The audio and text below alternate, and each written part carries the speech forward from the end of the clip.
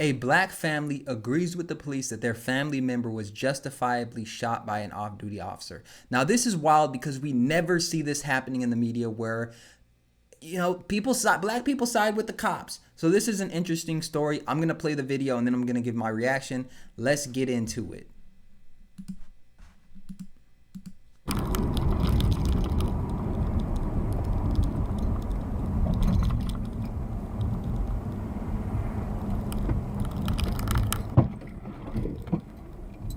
You see, he's trying to get over. He just hit him right there.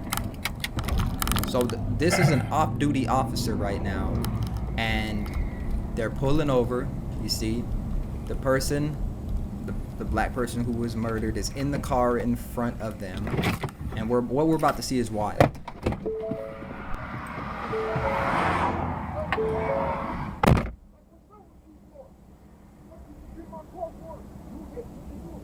I'm in the fucking lane.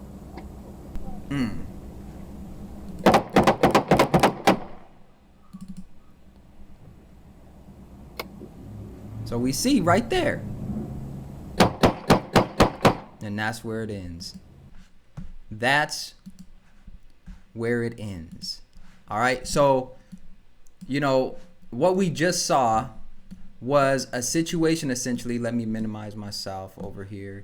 Put myself in the corner over here or up here. So what we saw essentially, he gets out the car after they have a little I don't even want to call it road rage.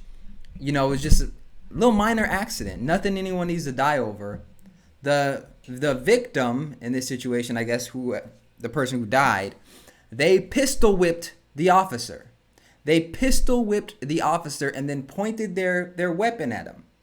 And the off-duty officer took his life. Now, at first when I saw this, I was like, why would somebody cut a police officer off? But this was an off-duty officer. I don't believe this is an actual patrol car. I could be wrong. I think this is just a person who's an off-duty officer that has a dash cam on.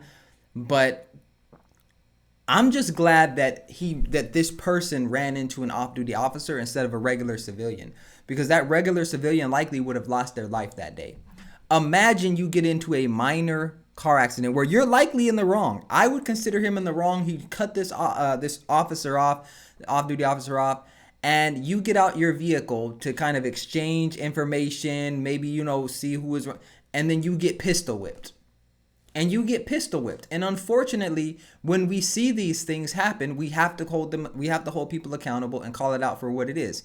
Now, what I want to show you now is the family. I want to show you the family's reaction to this. All right? Let's go to the family's reaction of what ended up happening. And I'm gonna let it play out, and we're going to watch what the family has to say about the shooting.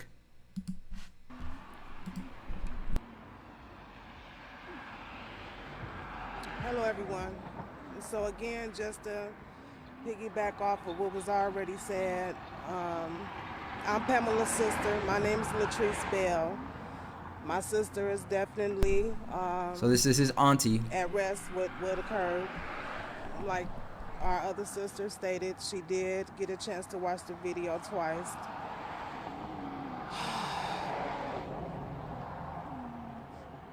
We're definitely sending our hearts out to the officer's family and himself, with recovering, because when something like that happens, you don't even know it's about to happen. So no matter what the officer was thinking or Elijah, you just don't know what to happen. And from the video that my sister saw, it just happened so fast, along with B. Ivory, Mr. B. Ivory. I mean, everything just happened so quick. We wish it wouldn't have transpired that way, and it did. And my nephew, he made a decision that he should not have made. And that's just something we have to live with. Him as a person, he was a son, a brother, a grandson, a nephew, a little brother to someone, my son, Jeffrey. A lot of times y'all hear about how good an individual was, but their actions don't depict who they were. Exactly, bro. And listen, we I think that we have to also handle this with sensitivity as well. We can't throw it in people's face when their family members are murdered or something happens, because at the end of the day, this was a person who had a life, and I'm sure he did other things outside of this that other people would consider, like, oh damn, he took me to the gas station one time, or he helped me out when I was down. So this was an individual as well that made a bad decision. They made a horrible decision, and they let their emotions get to them. And this is why everyone doesn't need to be a gun owner. Most people just need to chill. Most people just need to get in touch with their emotions and really understand how to handle yourself when you're in stressful situations, because you can lose your life. You can lose your life. Now, I don't know dude's criminal history or anything like that, but what I can say is I've been in situations to where, my anger has gotten the best of me, and maybe I acted out of pocket. I ain't never pistol whipped nobody. And to be real, most of the problems other people started with me. But, I can say I've been in situations where my anger, it was like, maybe I shouldn't have punched that wall, or maybe I shouldn't have, reacted in a certain way because of my anger. So from that perspective, I get it, not making any excuses for dude. But what I am saying is, when this family comes out and they're saying, hey, look, he's accountable, he was in the wrong, I think we have to applaud that. And I think we need more of that. Because right now we live in a in denial society where you can go outside and look at the sky and see that it's blue, but somebody that disagrees with you on someone else, they'll say it's green. Just because you say it's blue.